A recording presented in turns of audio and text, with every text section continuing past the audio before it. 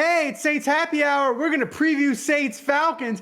Is Dennis Allen going to load Arthur Smith into a cannon and get him fired into the sun? Thomas, hit that intro. Welcome to the award-winning Saints Happy Hour podcast. Seriously, this podcast has won awards. American standards are dropping every day. The show features Ralph, the best host in the world, who can barely pronounce his own name, much less anyone else's. Marcus Marquez Callaway. Dave is that dude who loves taking bathroom breaks. He's mad about almost anything, so make sure to lower your volume when he speaks. Put that freaking clown meme back up that I made. Jesus Christ. Andrew has sources, watches tapes, and knows football. He rarely shows up on time and wants to commit crimes to help the Saints win. Sean Payton would have done illegal things. Don't tell me I'm wrong, because you know it's true. Oh, and there's also Kevin, who is great at doing mock drafts, but struggles to actually watch Saints games or have a functioning relationship. Budrich wants to know how the doctor's doing. That ended. Anyway, grab a drink, sit back, and enjoy the insanity. All right, everybody, welcome to another edition of Saints Happy Hour podcast. As always, we are brought to you by Hardhide Ponchatoula Strawberry Whiskey. Hit that like button, hit that subscribe button if you are watching on YouTube. If you're listening to just the audio-only version, subscribe to us wherever you get your podcast and give us a review and give us 5 stars, God damn it. Kevin, we are possibly at the end of the road. Saints final game. Well, we're at the end of the road for the season. For the season, that's right. The regular season, I should say. That's right. So this is the end of the regular season. So me and Kevin, we're going to preview Saints Falcons, but we're going to answer a couple of mailbag questions from patrons that we found fun. We usually do a mailbag podcast and a preview show, but because of scheduling stuff this week, we're going to combine the two. So we're going to start it off with a couple of fun questions from the patrons. Thomas, hit us with the first question. Okay, so first question is from Saints Rabbit. Is DA more effective with the team the less he talks? Kind of like Keanu Reeves. This is a great question. Keanu Reeves, I feel like his talking to not talking ratio, the less he talks, the more successful and popular his movies are.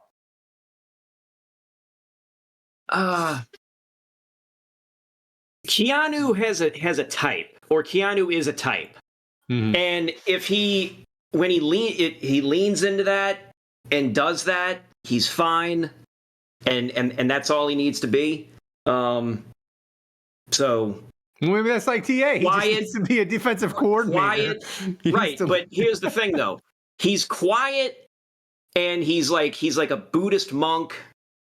And then, bang, he's 86 and like 12 people in a nightclub, and nobody knows what's happening. I don't know if DA has that. That has that in him. He doesn't. That killer. The John Wick. That I'm gonna load a gun with one hand, cock the thing on my leg, and be ready to go like in one fell swoop. I don't think he's got that. I'm going to turn this dance floor into a dance floor. That's why his ceiling is a defensive coordinator. Yeah. I don't think like Dennis Allen, I don't know that he could take on 20 people in the Russian mob and defeat them all at once. Right. And I don't think kill 3 people with a pencil. Yeah, and I don't think like DA, if somebody killed his dog, I don't know that DA would swear revenge on all of them and hunt them down. I think DA would just be sad for a little while and shrug and go about his day. Like I don't know. Right. I don't know if he has that type of vengeance in him. Right. Instead, he'd be calling the police like, "Do better. Do your job." Yeah, that's what about. So, Thomas, what's next? What's the next question? All right. Next question. Next question from Jason Champagne.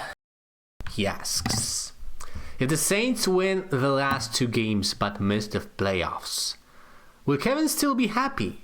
Because it's like trading down in the draft. No. Trading down, the answer is no. The answer is in your question. Trade There is no trade happening. Trade me. The name of the game is give me more picks. That's right. It's like that meme, like acquire currency, F women, like that kind of thing. Like first you get the sugar, then you get the power, then you get the women. Like, give me the picks. First you get the picks, then you get the players, then you get the wins. So I need more picks. If they win this game and are 9-8 and end up picking, 19th or whatever as a result, but they don't have anything extra to show for it, then no, I'm not going to be happy. If they win this game and somehow trade up, or trade down, I should say, and acquire more picks, great. If they lose and move up a little bit and still trade down and acquire more picks, This is it. You can make the GIF of this. This That's it. This I'm is sure a that won't be really used inappropriately. This is a really interesting Sunday for a draft. And you know me, I'm not big on like once you get to like 8-8, like, well, if they lose, they could, pick instead of 16, they could pick 11, and that's way better. So go ahead and lose to Atlanta. We don't need to go to the playoffs. No, that's dumb. But I will say there is a ton of variance between like where the Saints, Tampa, Atlanta, Seattle, Green Bay, the Bears, like there's a ton of variance where all these teams can pick except for the Bears because they're out of the playoffs. But like you could be the Saints and you win and you get in the playoffs and you win a playoff game, you might be like picking like 25, 26, right? If you lose Sunday, you might pick an 11, 10, maybe 9 if it falls, if weird things fall, right? So there is a ton of variance for these teams. And the thing is, for the Saints, is I think wherever they pick in the middle of the first round, there's going to be really good value because the teams are going to be obsessed with getting the quarterbacks and getting the offensive tackles. And I think that could lead the Saints potentially to getting, or maybe it's our nightmare, Kevin, because they might pick another defensive end. And but they need one. They need one. But they need a defensive end. They need another tackle. That's right. At least they need people who can come in and either start from day one or play. Significant playing time. Then you've got they've got needs. They've got needs. I know PFF has finally said that the Saints need a quarterback, and that's all fine and dandy or whatever. But when I'm doing up my 8 million mock drafts, I'm not really looking at quarterbacks. Like I'll sometimes throw one out where something happens, and I'll snag Jaden Daniels if he somehow dropped to wherever the Saints are. If he somehow dropped to 13th, sometimes I throw the people a bone and take him just because. But the quarterback thing, it ain't happening. Like, let's just not. Yeah. Don't worry about that. The Saints have so many other fucking needs. That's right. And and it's like, I get it. Oh, it's an unsexy pick. We're gonna pick somebody from Chattanooga Technical College. Well, if the guy can fucking play and he's good at his position and he's going to improve this team, which they need help on, then yes, by all means, bring me the guy from Youngstown State or William and Mary or whatever. The tight end from Colorado State, Hecker or whatever his name is. He'll get mentioned when we start doing these mock drafts, but. Bring me whoever is going to help. That's right. And that's a great way to tease what we're going to be doing in the offseason. Kevin's going to be joining me every week. We're going to be doing a mailbag and a mock where me and Kevin answer some mailbag questions and Kevin does a mock draft. And listen, we have a ton of time to get to that in the offseason. The one thing I will say is this draft for the Saints, they've been drafting bad for a couple of years, and this roster is old. They have to nail this draft this year, but we'll get into it. I want to take a look. Hang on, you said they've been drafting terrible. Let me see. It's not that bad, but it's been bad. It's been. Pro Football Reference, right? No, who's been shaky. Who keeps track of the drafts? I mean, this year besides this year even wasn't bad. They got Brissy, they got Howden, but like Foskey isn't playing, Miller Right. isn't playing. I mean, that's not great. And last year Olave's been good, Alante Taylor's been good, but Trevor A.T. Perry has turned out. Yeah, like this year's like draft there's something there. I mean, and again, that's a 6th round pick, so not bad. I'd like to see if anything comes of Kendra Miller. I'd like to see if Nick Saldivetti does anything. The Saints need to have a draft this year like they had in 2023. They just need one more starter. They need Brissy and one. If you had the 2023 draft and you were like, Brissy is really good, and say Foskey was starting and contributing, and you got Foskey, you got Brissy, you got Howden, you got A.T. Perry, we'd be like, that's a good draft. That's a really good draft. Like that's what the Saints need in 2024. They need 2 starters. But I hate to be this because we're supposed to be previewing Tampa, and me and you are already knee deep in the offseason. Right. But we'll get there. Believe me, we got plans. We're like going, I got Kevin commit. We're gonna do draft. Like it's just soon as the Saints season ends and they decide what they're gonna do with the coordinators and coaches, as soon as that gets done, draft. We are all about mocking season, kids. I can't wait. I can't wait. So Saints hosting the Falcons. Yep. Saints are favored by 3.5. It really is a very interesting game to me because there's a real sense that Arthur Smith, like the Falcons want to bring him back. I think they're like really patient and they're like, we want to give him a year for him, blah, blah, blah. He just needs a quarterback. And I think that would be fantastic for the Saints because I don't think Arthur Smith's a good coach. But there's a real sense, Kevin. There's a real sense I get from fan sites and listening to media and stuff that like a bad performance from the Falcons may force them to do something they don't want to do. Like if the Falcons get their head kicked in and you go 7-10, 3 straight years, like you almost have to fire Arthur Smith because your fans are going to be like, we ain't having this. Yeah. And so in that way, this is a really interesting game to me is like Arthur Smith's like, he's on the thin ice that I guess a lot of Saints fans wish Dennis Allen was. I mean, look, 3 years is like that's a good attempt for a quarterback. Like, or not a quarterback. What the fuck am I saying? A coach. That's right? That's a good look for a coach. Like, if you want to give a guy a look, 3 years, fine. Interesting. And their offense is worse. This would be Dennis Allen's. Wait. This would be Dennis Allen's third year. Second year as head coach. I swear, the last.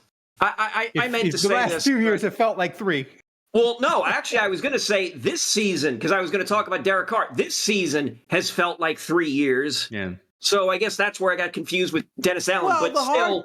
But Arthur Smith, if they want to get rid of him, it's like, okay, like you had 3 years, you went 7-10, you showed no offense is worse. No inkling. Yeah, like you're this offensive genius. You draft Bijan Robinson out of Texas, and you couldn't find that guy with a search party and a flashlight and a map. So I'd be pissed. I'd be calling for his ass to get fired. I understand that. So it sucks. It sucks. I think that my only, and it's a slight concern, my slight concern is Atlanta loses and they are likely moving up in the draft. That's They're right. already picking 9th. They could fall, or they could move up, 6th or 7th, depending on how some things shake out. The thing is, and the fear is Jaden Daniels on big boards. Jaden Daniels is as low as 10. The thing that you worry about with Atlanta is whether they fire Arthur Smith if they lose or they keep him. The thing you worry about is they is they get in that range of like 7-8, where if one of the three quarterbacks, whoever it is, May, Caleb Williams, Jaden Daniels, whoever it is, you have that team there, Arizona, picking right ahead of them, where Atlanta, and especially Arthur Smith, is like, I'm getting year 4. Get me a quarterback. They do the Godfather offer to it, Arizona, or even another team, right? Whoever it is, New England, because Bill Belichick loves to trade down or whatever. Maybe Atlanta does something reckless and they get their quarterback. And then at that point, as Saints fans, we just have to hope that they picked the wrong guy and they've gotten Bryce Young 2.0, and it's a disaster. So that's a worry. But as far as this game, Kevin, as far as this game on Sunday, like, we don't know who's going to play Ritter or Taylor Heineke. Who do you like?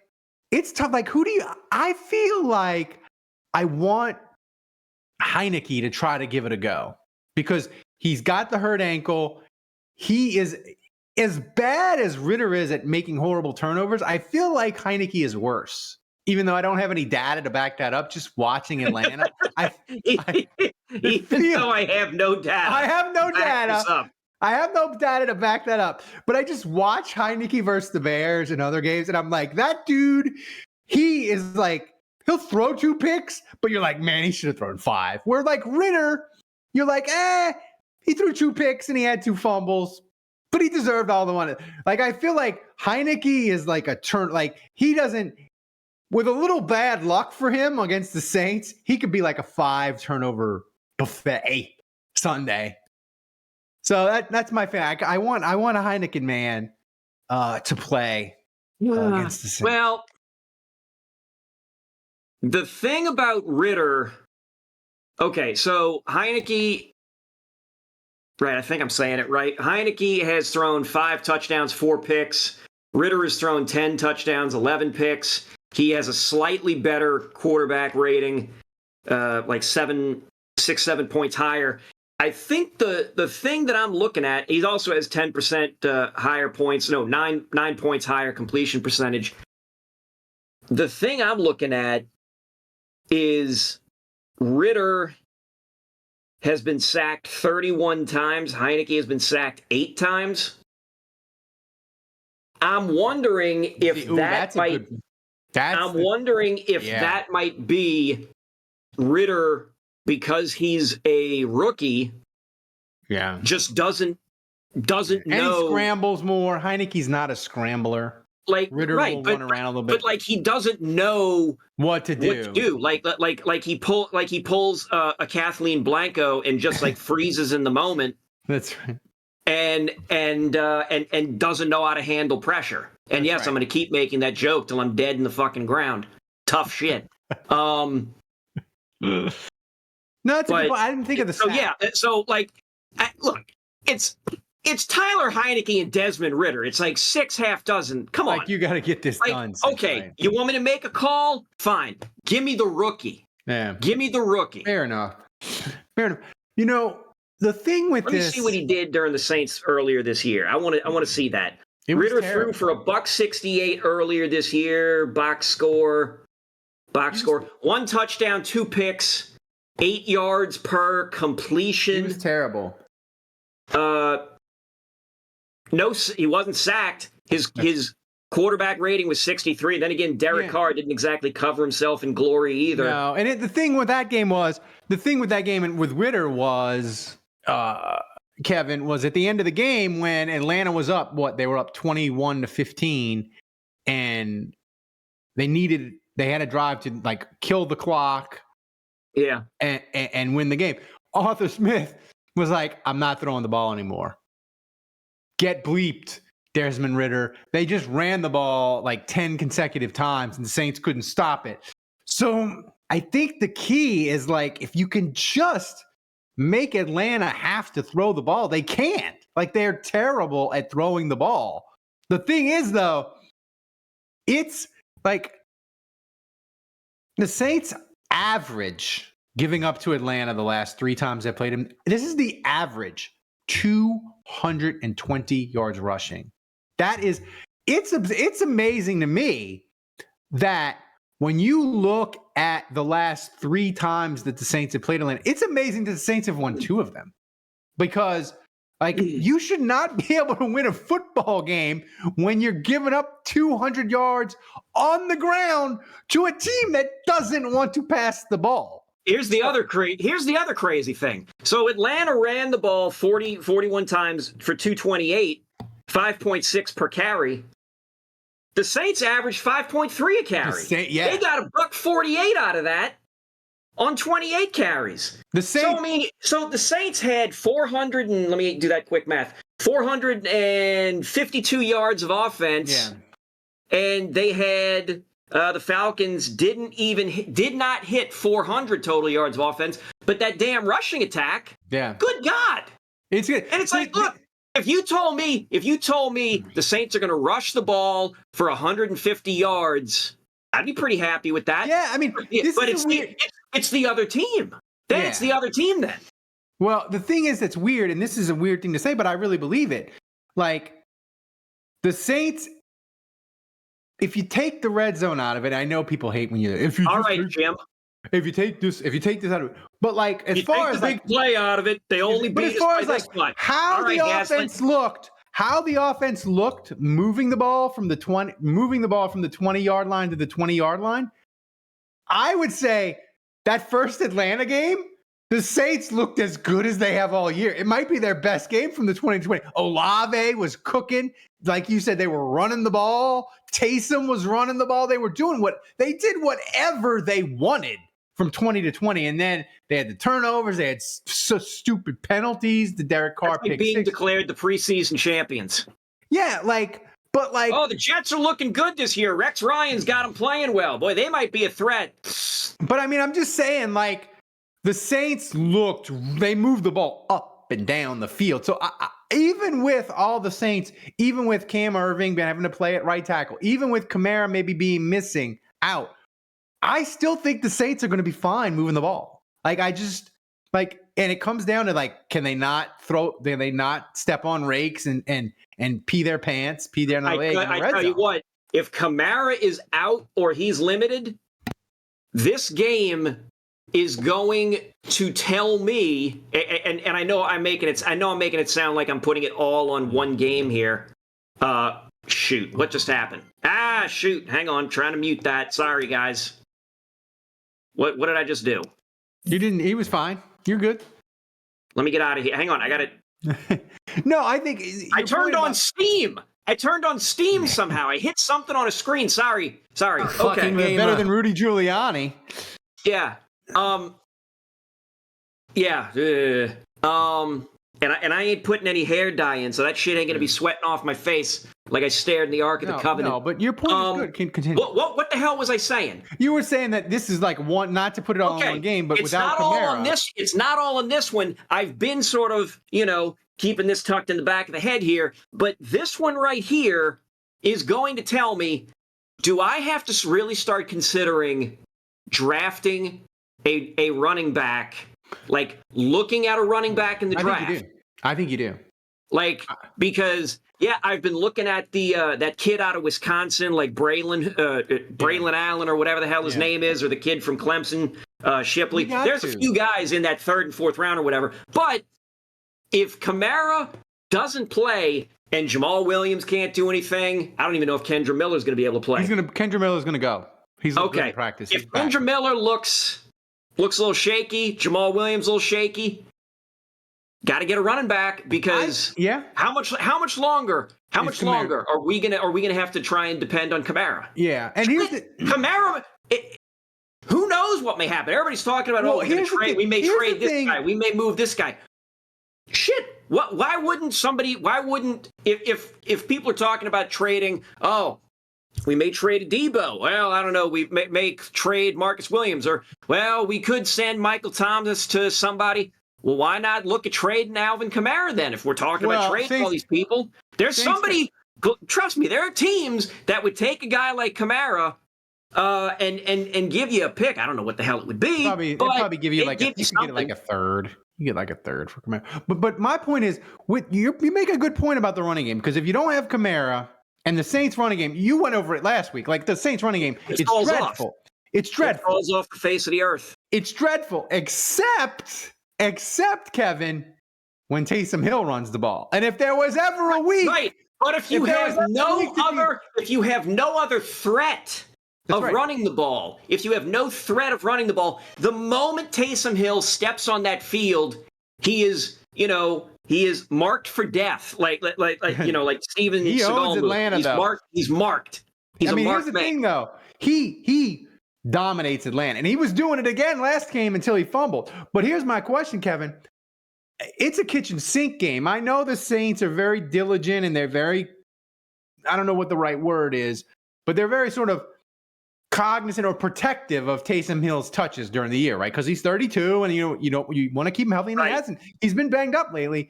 But like, if I'm the Saints and Kamara's not going, I'm sorry. Like, if Taysom's got to touch it, if Taysom's got to run it 12 times in the red zone, if he's got to run it 12 times and catch 6 passes, like that's what it's got to be. Like, there's no like play restrictions or anything for anybody this game. You got to throw everything at the wall. Right. I'm looking at the Atlanta game. Taysom had 2 catches for 55 yards. He had 7 runs for 26 yards. I mean, if Kamara's not there, or if Kamara is severely limited, the rushing number has to go up to 10. And you've got to target shit. They only targeted him twice. You got to target him 5 or 6 times. Yeah. And to make up the difference there. Yeah, and this game, I talked about it on the podcast, but we talked about it, and Dave disagreed with me, and I think Andrew did too. But I do believe this. I still say if we get to like 2:45, 2:50, right, and Sunday afternoon, Yeah. and we look up, and Carolina and Tampa are tied, or it's 1 score, or either Carolina's ahead 1 score, or Tampa's ahead 1 score. Right. And that's a 1-score game or tied. And the Saints and Atlanta are 1 score or tied, which they'll probably be. I think the Saints are going to crush Atlanta, but I'm in the minority in that. If the form holds, the NFC South is wacky and stupid. The way it should end is both of these games tied with 5 minutes to go. I would argue, Kevin, in that moment where it's complete freaking chaos, that it'll be the most exciting moment of this season by far. But if it all falls right for the Saints, it would be one of the great regular season moments in Saints history. If it all falls, insane. No, you're insane. I didn't know where you were going at first. If with it that. all falls I didn't know right. where you were going. Where you said, "Oh, Juge and Dave disagreed with me." Well, they disagree with you on a lot of things. You're typically on an island as it is. That's right. And so it's whatever. But no. Dave ended up spouting off a number of things. Juge found a number of things. Come on, man. And you remember way more. I just think It would be exciting and jubilant, yes. And I would argue that you could maybe make a case that it would be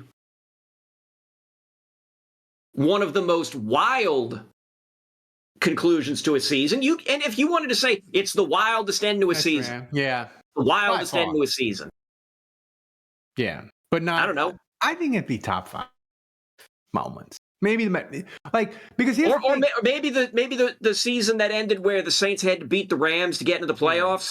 But it wasn't that the only thing with that is it wasn't simultaneous, right? Like Right. Dallas lost on Sunday and the Saints played on a Monday, Right.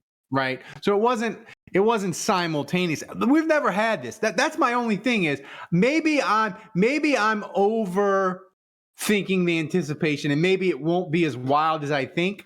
But I'm just thinking, like, at 2:00, man, if at 3:05, if Carolina wins, and then 3:10, like Derek Carr hits Jimmy Graham and he scores the winning touchdown and dunks on the goalpost, and the Saints win the South, and that all happens in the span of like 5 minutes. 5 minutes, yeah. I mean, I'm just saying, like, I'll be going nuts, and I'm a prisoner of the moment. I admit it. Jude says it. You guys say it all the time. I'm a prisoner of the moment, and I will be. I am.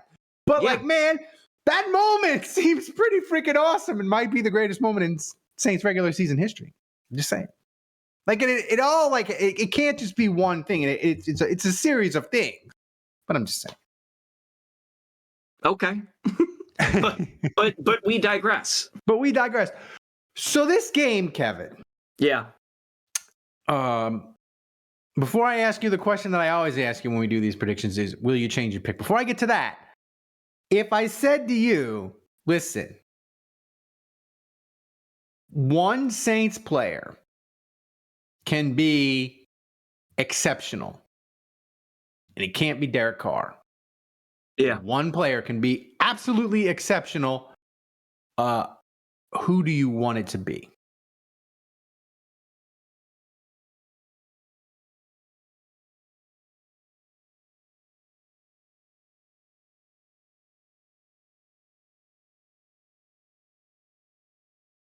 Oh, this is great. It's just dead air because I'm literally. I got mine. It's the Jeopardy music playing in my head because my initial.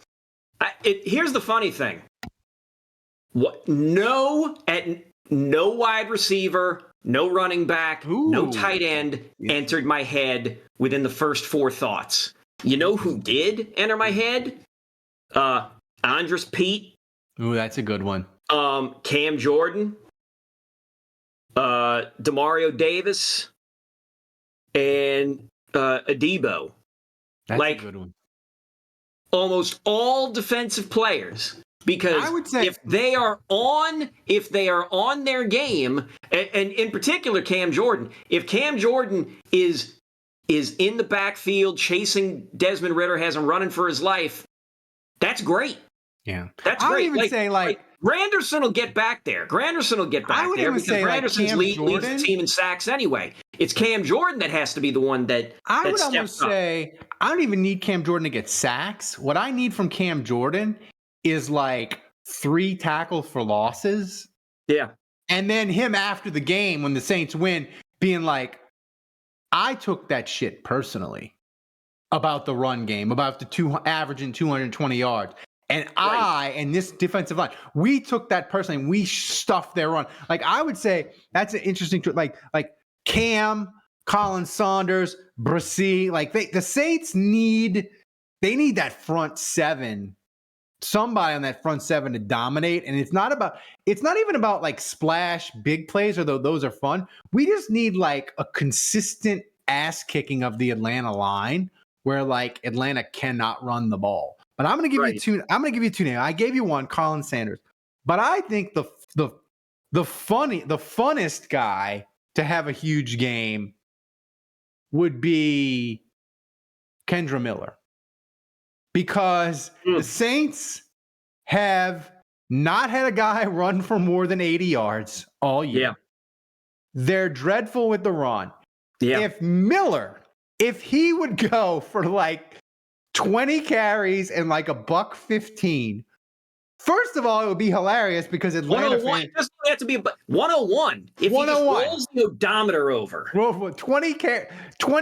23 carries, 101 yards.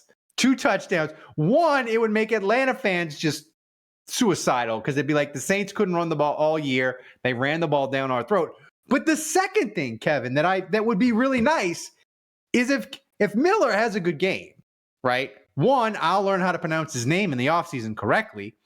But 2, it will give us something really positive to hold on to in the offseason. We'll be like, well, if Miller hadn't been hurt all year, the running game would have been better. And to our conversation at the beginning of this podcast, maybe we don't really need to look at a running back. Kamara, Miller, Jamal Williams can be okay going into 2024. And maybe the Saints can draft the running back later in the draft, but we don't need one now because remember, talk about it all offseason. We'd be like, remember that game when he played against Atlanta, scored the 2 touchdowns, had the 32-yard run? Remember that game? He's gonna build on it. And we can talk ourselves into it. And will it be true? I don't know. But the best part about the offseason is telling lies to ourselves Correct. and believing that a player that showed something in December will carry that over and become even better the next year. So Kendra Miller is my choice for the guy who I would want to have a huge game. I almost picked him on the podcast, but I picked Derek Carr because he was there and I picked first. Understandable. So, final question before we get out of here. Let Thomas. Am I changing my pick? Thomas wants to get out of here. He's got a party. He's gonna nightlife in Poland on Friday. Just yeah, Poland. A lot of Thomas wants to get out of here. At the nightclub.